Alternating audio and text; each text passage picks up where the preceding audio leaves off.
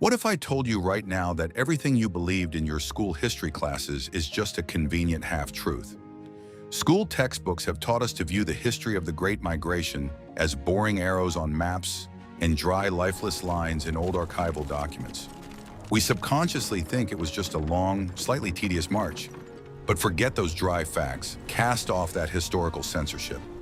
In reality, behind every kilometer traveled lay soul-chilling trials, the fates of real people, their superhuman resilience, and grueling labor on the brink of life and death. They had no GPS navigators, thermal underwear, or rescue services.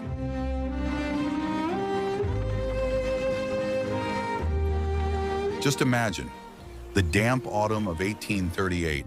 An ordinary family of 6 looks at their cozy log cabin for the last time, a home into which so much effort had been poured, closes the door with tears in their eyes and takes a step into a terrifying unknown. Ahead of them lay thousands of miles of merciless, icy plains, disease, starvation, and absolute uncertainty.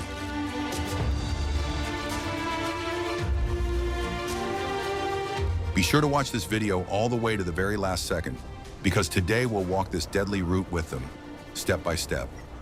You'll learn how ordinary people survived in conditions where even the water in their canteens froze, and how they managed to keep a spark of hope alive in the new land. And the story of the terrible decision they had to make on the 45th day of their journey is guaranteed to give you goosebumps. Ready for a true story with no sugarcoating?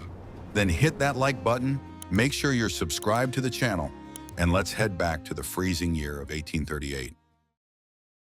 Are you ready for the shocking truth? John's family consisted of 6 strong adults who had spent their entire lives farming the fields of Georgia. On that October morning, they stood in front of their log cabin for the last time. The wind was already bringing the first cold gusts, heralding a harsh and long winter. They gathered only the bare essentials, carefully packing them into sturdy wooden trunks. Inside the house, a smoldering hearth remained, built of smooth river stones. This fire had warmed several generations of the family during long winter evenings. Now they were about to leave that warmth behind and step into the cold unknown. The wooden walls, hand-hewn from oak trunks, held the memory of peaceful days. John touched the rough bark of the tree by the porch, bidding farewell to his homeland forever. Anna, his wife, carefully carried a bundle containing the family's most treasured heirloom. It was a heavy copper bowl that had been passed down through the generations for decades. Thomas and Elizabeth, John's younger brother and sister, helped load the heavy wooden wagon. The wagon's canvas canopy flapped loudly in the autumn wind, creating a rhythmic sound. Samuel and Rebecca, the eldest members of the family, silently gazed at the fading yellow forest. Autumn leaves covered the damp ground with a thick golden carpet, hiding the familiar narrow paths. The road stretched far into the distance, winding between tall pine trees and rocky hills. Neighbors from other houses were also gathering their belongings, forming long columns on the road. The village was emptying before their very eyes, turning into a silent monument to a past life. The air gradually filled with the creaking of wooden wheels and the muffled thud of hundreds of footsteps on the hard ground. Each new step took them further from their familiar world and closer to harsh trials. They walked in very tight formation, trying to stay together among thousands of other people. Dry dust rose above the road, settling on the travelers' dark woolen clothes and weary faces. The sun shone dimly through thick gray clouds, providing almost no warmth. Ahead lay a journey of more than 1,000 miles through forests, raging rivers, and open plains. John's family had divided up all the responsibilities in advance to maintain strict order on the journey. Anna was in charge of preserving the supplies of cornmeal and thick pieces of dried meat. Thomas constantly checked the condition of the wheels and wooden axles of their heavy wagon. Elizabeth mended their travel clothes using sturdy woolen thread and steel needles. Samuel and Rebecca set a steady pace, making sure their group didn't spread out along the road. On the evening of the first day, they set up camp at the edge of a wide open field. John quickly built a fire from dry branches gathered along the roadside. The bright flames illuminated their weary faces, covered with a thin layer of gray road dust. They ate hard, dry flatbread for supper, washing it down with cold water from iron flasks. The dark night descended on the camp, covering the cold ground with a thick white fog. The ground beneath their woolen blankets felt unusually hard and very cold to the travelers. They slept huddled close together to preserve every scrap of precious warmth. The north wind whistled through the treetops, a reminder of the approaching winter blizzards. In the morning, they awoke to a thick layer of frost that had covered their belongings with a white crust. Morning preparations took very little time, as every movement had been rehearsed in advance. The long column set off again, resembling a vast river of wagons and people. Monotonous gray landscapes gave way to one another, merging into an endless, dreary stretch. They stopped for a short rest, only when the sun reached its zenith. John always walked ahead of his family, carefully scanning the uneven road ahead. He looked for any signs of a sudden change in the weather on the darkening horizon. Ahead of them lay new unknown lands beyond the great full-flowing rivers. Their long journey was just beginning amid the bare autumn forests and piercing winds. 18. We'd love to hear your perspective. What do you think about the incredible resilience of these ordinary people? Share your thoughts in the comments. Be sure to subscribe to our channel so you don't miss out on new historical investigations. I discovered this by accident. Organizing such a large-scale resettlement required strict discipline at every stage of this arduous journey. The columns moved according to a clearly defined schedule, covering a set number of miles per day. People were getting used to a new rhythm of life consisting solely of endless marching and short nights. The wooden wheels of the wagons methodically ground through the dry earth, leaving deep, even ruts. Gradually, the character of the surrounding landscape began to change noticeably. The familiar pine forests of Georgia gave way to more open spaces and rocky hills. Autumn rains became more frequent, turning the dry dirt road into a slippery, sticky mess. The wheels of the heavy wagons sank deep into the mud, requiring enormous effort to move forward. The men had to constantly push the wagons from behind, digging their boots into the slippery clay. Every evening, Thomas carefully cleaned the wooden spokes of the heavy mud that had caked onto them. This was necessary to prevent the wood from rotting and the fragile axles from breaking. Anna rearranged the supplies inside the wagon, trying to protect them from moisture seeping in. The cornmeal was stored in thick canvas sacks, tucked away at the very bottom of the chest. Keeping dry goods safe was the main task for ensuring the family had food. The wind grew increasingly biting, forcing everyone to wrap themselves more tightly in their thick cloaks. Elizabeth handed out extra woolen scarves to all the family members, ones she had knitted the day before their departure. They wrapped the fabric around their faces to protect their skin from the icy gusts of air. Samuel leaned on a tall wooden cane, confidently conquering each new ascent. Rebecca carried a small iron kettle in her hands, ready to quickly draw water at a rest stop. Crossing the small streams became a real challenge due to the steep, eroded banks. The wagons slowly descended toward the water, their brake pads squeaking under the weight of the load. The wheels sliced through the cold water with a loud splash, sending up fountains of murky spray. Climbing up to the opposite bank required the coordinated effort of all 6 family members. John shouted commands, coordinating the effort to pull the wagon onto level ground. The evening campsites became places for quick repairs and rest. The men mended the torn leather harness, sewing the edges together with thick, coarse thread. The women prepared a simple stew from dried meat and leftover corn grits. The food was served in small wooden bowls, which were thoroughly cleaned with sand after dinner. The warmth from the evening campfire was the only comfort after an exhausting day's journey. The nights grew longer, and the air temperature steadily crept downward. Morning preparations were accompanied by thick fog that hid the neighboring wagons from view. Moisture settled on the canvas awnings, making them heavy and unpleasantly cold to the touch. John's family kept moving forward, refusing to fall behind the main group. Their footsteps merged with those of thousands of others into a single monotonous hum. Supplies of dry firewood along the road were rapidly dwindling due to the huge number of migrants. People gathered any dry vegetation they could find to build at least a small fire in the evening. Sometimes they had to break down old abandoned fences or dry shrubs on the hillsides. Fire had become the most precious resource, a symbol of life continuing in this cold world. Every spark was carefully guarded and passed from campfire to campfire. Every morning, John checked the wind direction, trying to predict the day's weather. Gray clouds were enveloping the sky more and more densely, leaving no hope for sunlight. The landscape around them was growing increasingly bleak, Devoid of bright autumn colors, the trees stood completely bare, their black branches standing out sharply against the pale sky. This gloomy scene served as the backdrop for their daily, monotonous labor. Dark clouds increasingly blanketed the sky above this incredibly long column of people. The cold autumn rains turned the solid ground into a dangerous, slippery mess. Their progress slowed noticeably with every new kilometer they covered on this difficult route. What do you think helped them maintain their inner calm during these first weeks of the journey? In the next chapter, you will learn how they coped with these terrible weather obstacles during their crossings. A secret people pay thousands for. Crossing great water barriers such as the Mississippi presented an extremely difficult logistical challenge. Huge crowds of people and wagons gathered on the east bank, waiting their turn. The wide river carried cold, dark waters covered with the first large ice floes. Waiting in the biting wind wore people down far more than the long march itself. Flat wooden ferries capable of carrying several heavy carts were used for the crossing. Ropes were stretched between the banks to guide the massive vessels across the swift river current. John's family spent several long days on the riverbank, taking shelter behind their wagon.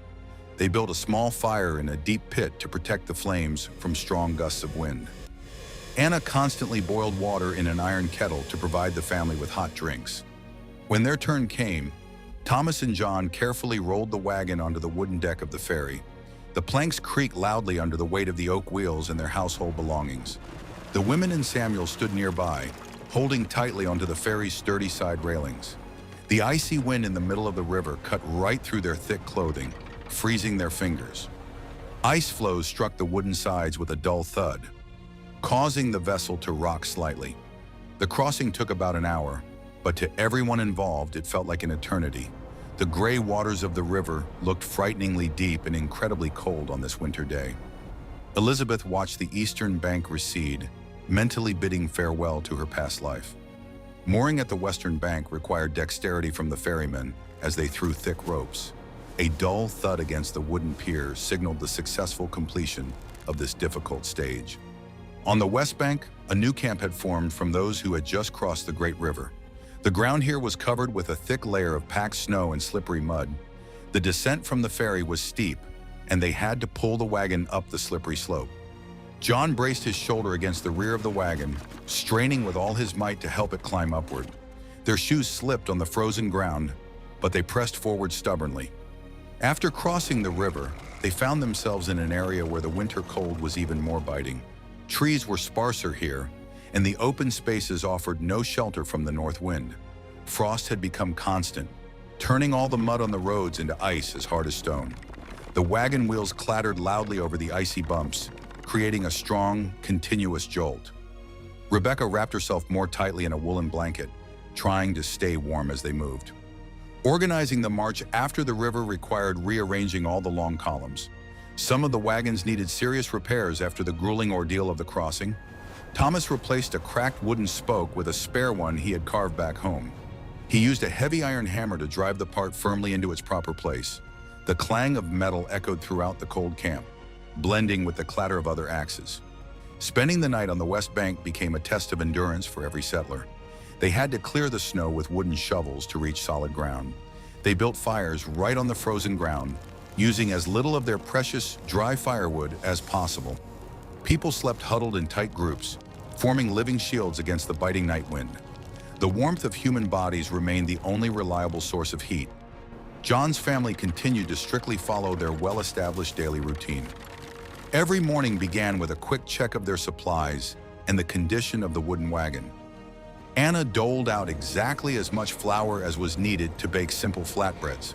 Their rations had become even more meager, as their supplies had not been replenished for many weeks. They understood that the most difficult stretches of the snow-covered route lay ahead of them. The last cart safely rolled off the wooden deck onto the solid western bank. The river was left behind forever, but ahead lay the endless and harsh snow-covered plains. The weary travelers gathered around the campfires to dry their wet, heavy clothing at least a little. This story of overcoming the icy river currents is definitely worth your attention. Please like this video to support the release of new detailed historical reenactments. Guess what happened next? The weather changed abruptly, unleashing the first real winter storms on the weary travelers. The sky was completely covered with leaden clouds, from which thick, stinging snow fell. Visibility dropped to just a few meters, turning the surrounding world into a white blanket. The road instantly disappeared under a blanket of snow, making it difficult to navigate. The wind knocked people off their feet, forcing them to walk leaning heavily forward. Snowflakes stung their faces, leaving red marks on their frozen skin. The column was forced to come to a complete halt, as movement had become physically impossible. People hurriedly began setting up their canvas tarps to create at least some shelter. John's family positioned their wagon sideways to the wind, using it as a massive wooden shield. Anna and Elizabeth quickly pulled tight additional ropes, securing the canvas flapping in the wind. A small, dark space formed inside the wagon, sheltered from the direct snowfall.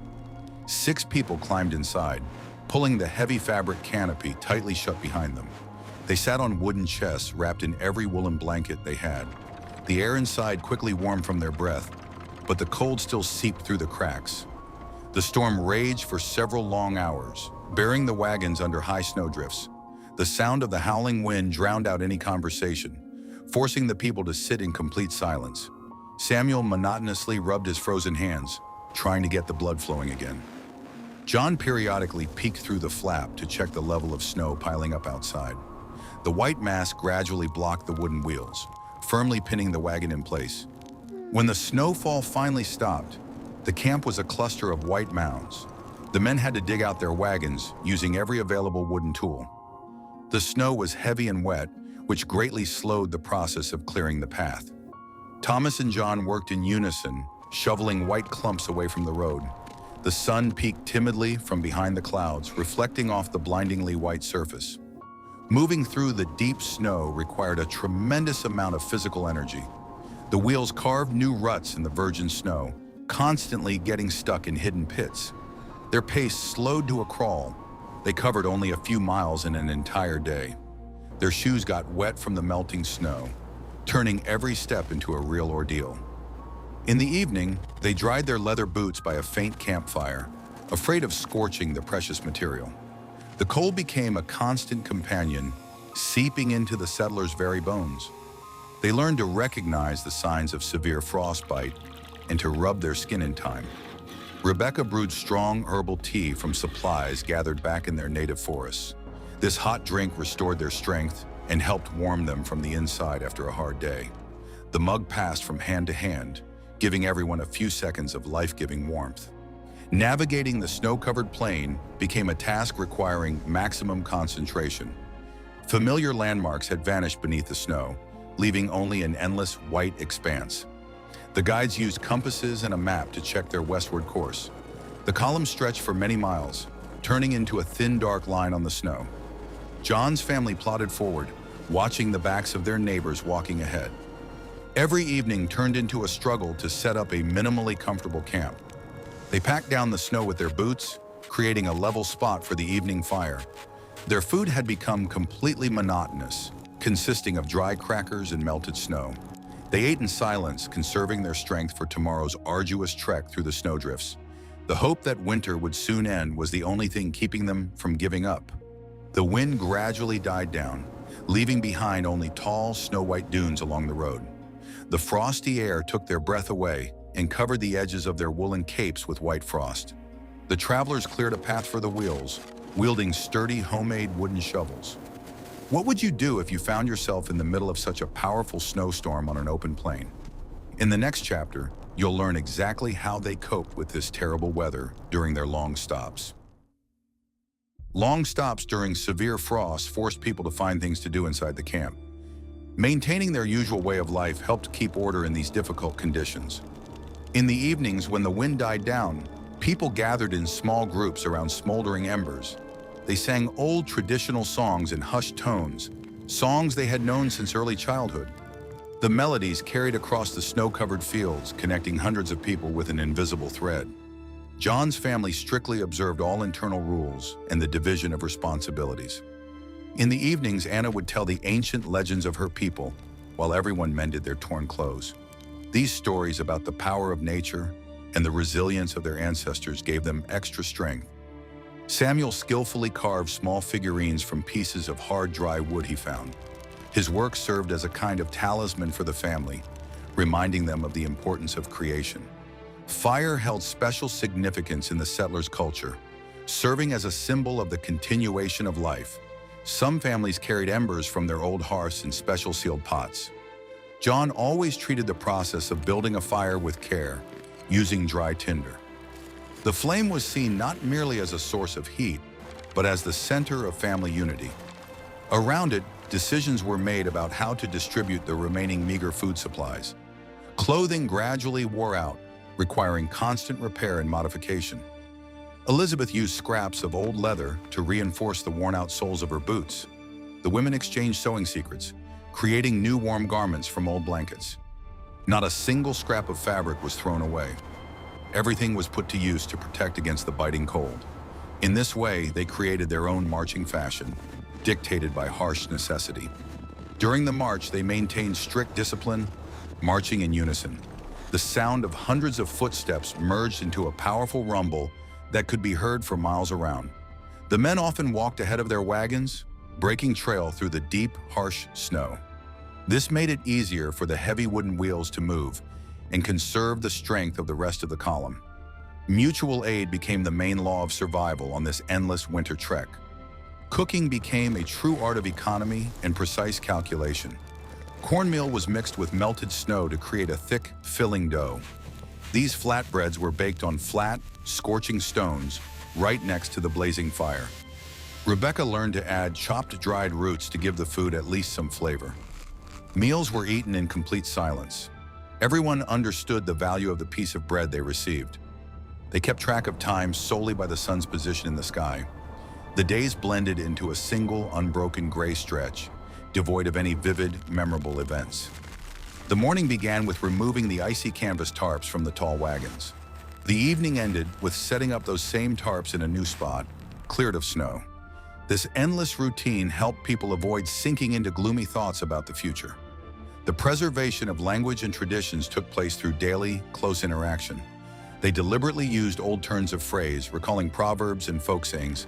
Thomas often discussed the construction of wooden carts, using traditional names for the parts. This allowed them to not forget their roots while being far from their homeland. The culture of the people lived on in these simple conversations beneath the creaking of massive oak wheels. Harsh weather conditions tested not only their bodies, but also their characters. John always maintained an outward calm, setting an example for the rest of his family. His confident actions during snowstorms prevented panic and confusion. Anna maintained a steady emotional tone, not letting anyone give up. Together, they created an invisible shield that protected their small group from the chaos outside. Every day that passed brought them closer to the ultimate goal of this incredibly difficult journey. They left behind miles of snow-covered roads, frozen rivers, and dense, dark forests. Their will to live was evident in every step they took against the biting, icy wind. Many trials still lay ahead, demanding the utmost effort of all their remaining strength. The column stubbornly pressed westward, forever etching its tracks into the snowy plain. The hidden truth that everyone keeps silent about. Winter was sapping the people's last reserves of strength, leaving empty spots around the warm evening campfires. The long journey proved too arduous for many participants in this massive migration. Every day, the column lost people who remained forever on the snow-covered stages they had traversed. Fatigue and severe exhaustion took their toll, mercilessly thinning the ranks of those who walked. Every loss was met with a heavy silence during the long evening stops. Neighbors helped one another bear the pain of parting with loved ones. The belongings of those who had fallen by the wayside were carefully preserved or distributed among the rest. These items became relics, a reminder of the price paid for this migration. John's family witnessed the wagons of their longtime acquaintances becoming empty. They tried not to look at the roadside, where small mounds of stones rose up. Snow quickly covered these spots, turning the landscape into a solid, flat white field. The emotional tension grew with each passing day, causing people to withdraw into themselves. Rebecca often sat silently by the fire, watching the dancing sparks with weary eyes. Samuel comforted her by placing his heavy hand on her slumped shoulder. Despite the heavy losses, discipline in the column remained high. The march did not stop for a single day, adhering to the strict schedule set by the march leaders. People understood that stopping in the middle of winter would lead to even greater losses. They drew strength from the need to care for those who could still continue the journey. Mutual support became the main tool for survival in this grim reality. Thomas took it upon himself to help the neighboring wagon, which had lost its male laborers. He repaired their wheels and helped build fires during the difficult evening stops. This took a lot of his own strength, but provided powerful moral support. Anna shared the last of her herbal tea with those who needed a hot drink. Their family grew even closer, realizing the fragility of human life under these conditions. The snowy expanses seemed absolutely endless and hostile to the weary migrants. The wind continued to howl through the wooden frames of the wagons, a constant reminder of the harshness of the local wilderness. Their steps grew heavier, and every new kilometer was a struggle. The people walked almost mechanically, dragging their frozen feet in thick leather boots. Their faces had grown gaunt, and their eyes had lost their luster from constantly gazing at the monotonous whiteness. Evenings brought only temporary relief from the endless, exhausting daytime march. The campfires burned dimly as dry wood was becoming scarcer and scarcer. People huddled closer to the fire, trying to warm their numb, stiff fingers. John often stayed up past midnight, keeping the embers of their fire alive. He understood that his family's ability to continue their journey in the morning depended on this fire. Staying sane under such conditions required an incredible concentration of inner strength. They forbade themselves from thinking about the past or making distant plans for a hazy future. Their world had shrunk to the size of a single daylight hour and a few miles of snow-covered road. The main task was simply to wake up, pull themselves together, and take another difficult step forward. This simple philosophy helped them survive the bleakest months of this migration. The belongings of those who could not continue the journey were carefully distributed among the remaining members of the group. The memory of them was preserved in quiet conversations during long, cold nighttime stops. The journey continued despite the severe emotional exhaustion of everyone involved. Could you have kept your composure in the face of such massive hardships? In the next chapter, you'll learn what awaited them on the rocky passes of the vast plateau. The Ozark Plateau presented the travelers with a completely new type of challenging and dangerous terrain. Endless flat plains gave way to steep rocky ascents and deep winding gorges.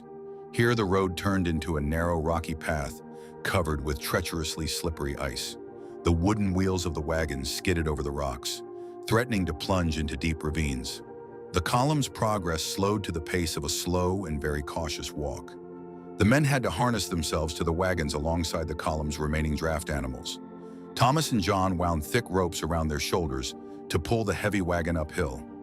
Their boots sought firm footing among the icy rocks and frozen hard mud. On steep descents, they used massive logs as primitive brake pads. Sparks flew from beneath the iron rims as the wheels screeched across the hard rock.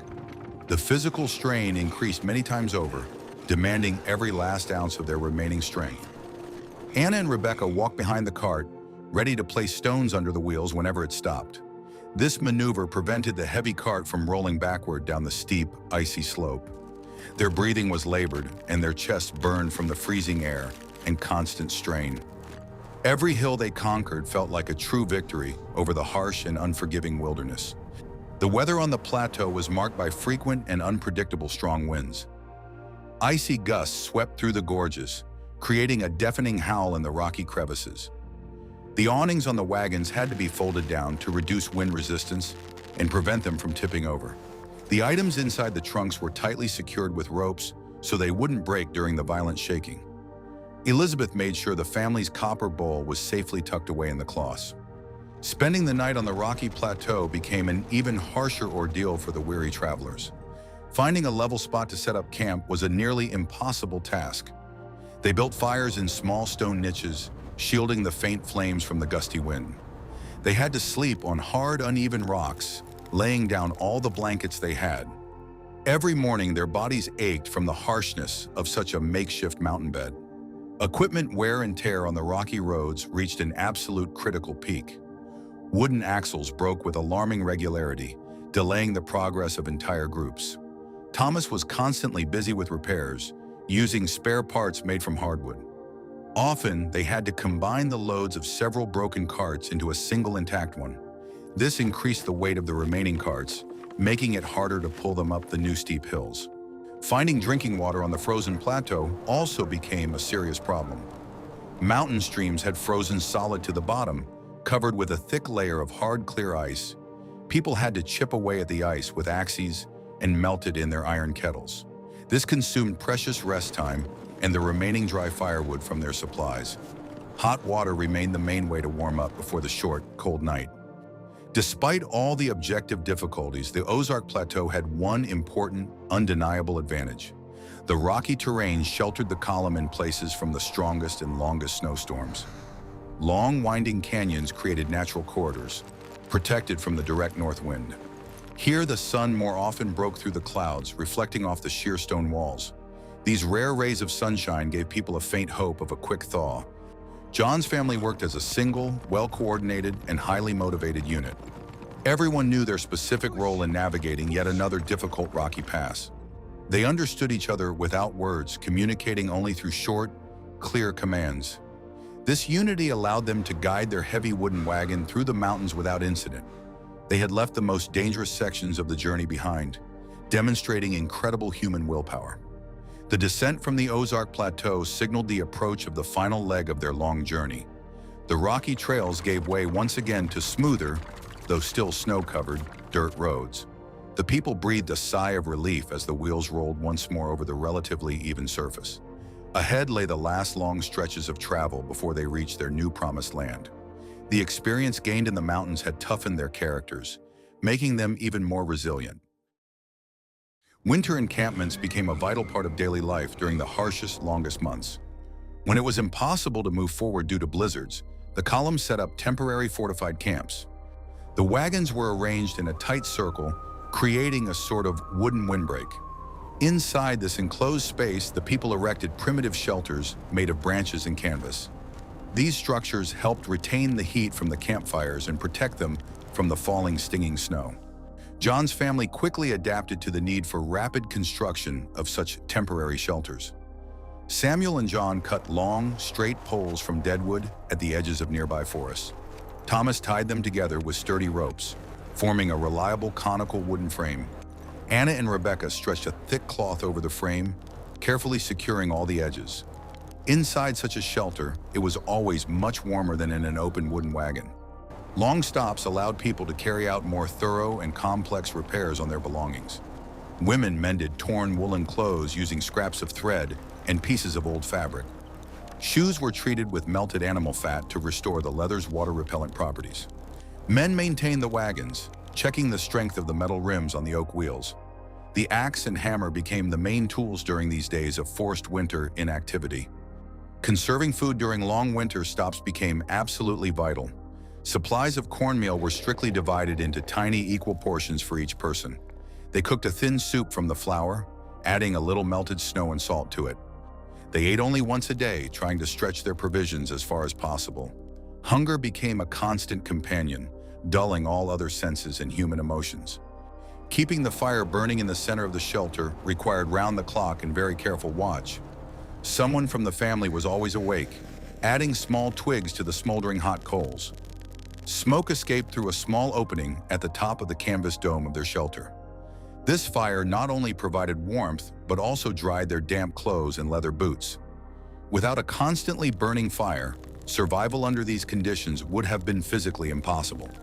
People spent their free time at the camps, resting and regaining their physical strength. They slept most of the day, conserving energy in the face of severe food shortages. Conversations were quiet and infrequent, so as not to waste precious inner strength.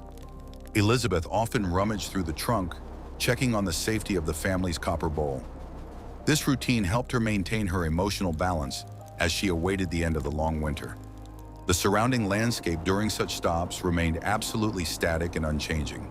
An endless, white, snowy plain stretched around the camp, merging with the gray horizon. The trees stood motionless, their dark trunks standing out sharply against the pure snow. The absence of movement outside created the illusion of time standing still, frozen in the ice.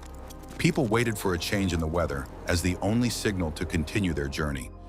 Occasionally, the silence of the camp was broken by the loud crack of branches snapping under the weight of the snow. This sound made people shudder, reminding them of the power of the winter wilderness surrounding them. John regularly went outside to clear the roof of their shelter of freshly fallen snow. The accumulation of the white mass threatened to cause the fragile wooden frame to collapse right onto the heads of the sleeping people. This preventive work was a necessary part of their daily camp routine. The solidarity among the column's neighbors was tested precisely during such difficult periods of forced waiting. People exchanged dry firewood or tools, helping one another maintain their shelters.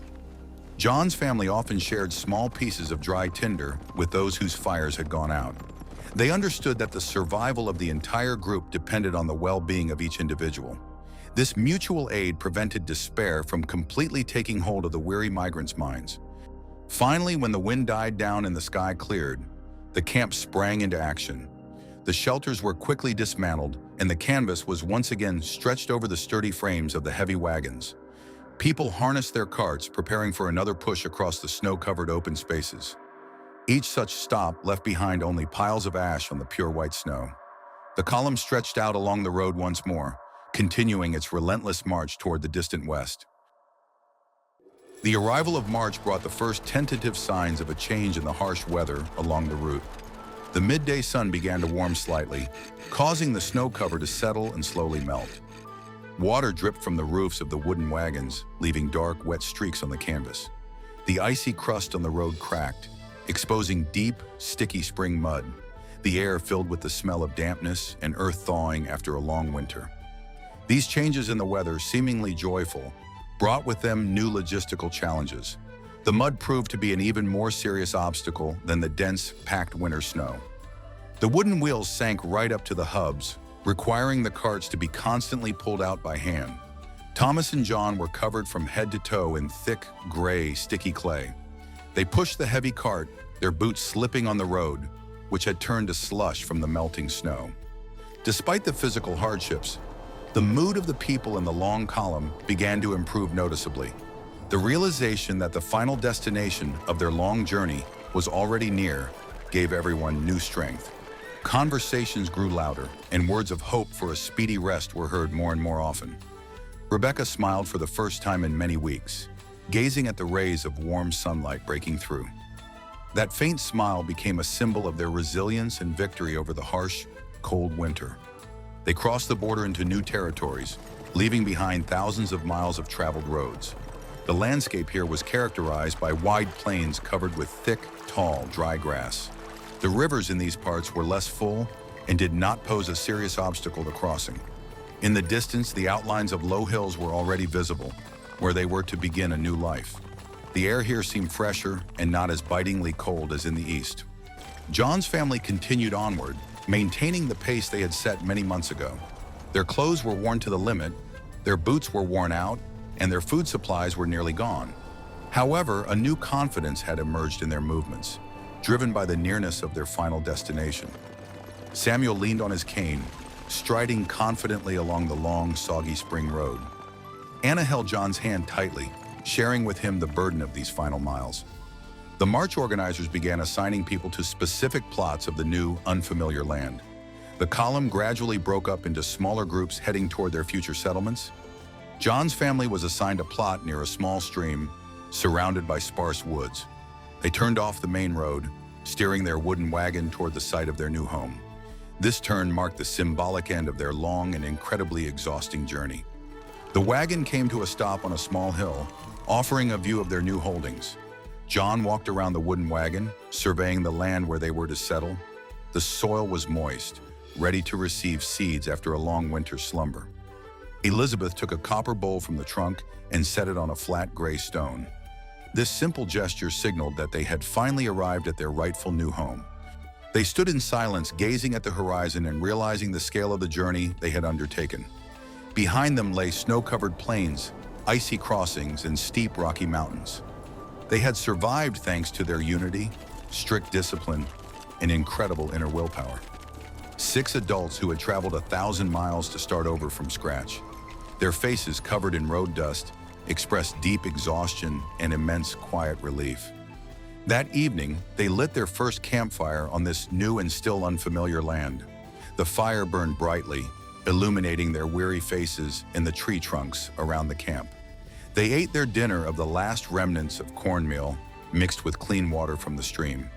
This modest meal seemed to them the most delicious feast after long months of hunger. Night fell upon their new home, covering them with its calm, dark, starry sky. In the morning, they would have to begin the difficult process of building new log cabins. But for now, they enjoyed a moment of peace, listening to the crackling of dry branches in the hot fire. Their journey was complete, and now the task of building a new life lay before them. They had preserved their family and their traditions, carrying them through all the hardships. This evening marked the first step in their new future on the vast plains of Oklahoma. The spring of 1839 was a time of hard, restorative labor. John's family immediately set to work building a new permanent log home. They felled tall trees in the nearby forest, using their old but sturdy axes. Thomas and John stripped the trunks of their rough bark, preparing smooth wooden logs. The clang of axes echoed throughout the neighborhood, heralding the beginning of a new, creative life. They laid the foundation of the house on dry ground, a short distance from the overflowing spring stream. Samuel oversaw the process of laying the first logs, drawing on his wealth of life experience. The women helped carry the lighter logs and gathered clay to fill the wide gaps. Construction proceeded quickly as all six worked with incredible dedication and diligence. Each new row of logs brought them closer to having a reliable, warm roof over their heads. Alongside the construction, they began preparing a small plot of land for spring planting. Anna and Rebecca cleared the land of dry shrubs and tough, tall grass. They used simple wooden hoes to loosen the heavy, damp soil. The corn seeds, carefully preserved during their journey, were gently scattered into the plowed furrows. These first sprouts symbolized their hope for a good harvest and a winter with plenty to eat. Their new home was small but sturdy, capable of sheltering them from the winds and frequent rains. In the center of the room, they built a new stone hearth using stones found in the surrounding area. Elizabeth placed a copper bowl on a wooden shelf above this new warm hearth. This heirloom connected their past in Georgia with their present in Oklahoma. The fire in the hearth was kindled from the embers of their last evening campfire. Neighbors who had settled nearby were also actively settling into their new unfamiliar lives. They often gathered together to help one another with the construction of heavy roofs. The mutual aid forged in the icy expanses continued to thrive in this new land. People shared tools, seeds, and simply kind words of encouragement in moments of fatigue. This new community was built on a solid foundation of shared hardships and trials. Summer brought the long-awaited warmth and the first results of their persistent daily labor. The corn sprouted in thick green rows, promising a good supply of food for the coming winter. The wagon that had served as their home for many months now stood under a canopy. Its wooden wheels had come to a permanent stop, becoming a monument to their incredible winter journey. They were no longer travelers. They had become full-fledged residents of this boundless plain. John's family often remembered those with whom they had begun this long and difficult march. Memories of the past helped them appreciate every day they lived in the safety of their new home. They preserved their traditions, continuing to sing old songs in the evenings by the warm fire. Their culture had survived, despite attempts to tear them away from their deep roots. They had proven their ability to adapt to the harshest and most unfamiliar conditions. Samuel and Rebecca spent their days sitting on the wooden porch, gazing out at the green fields.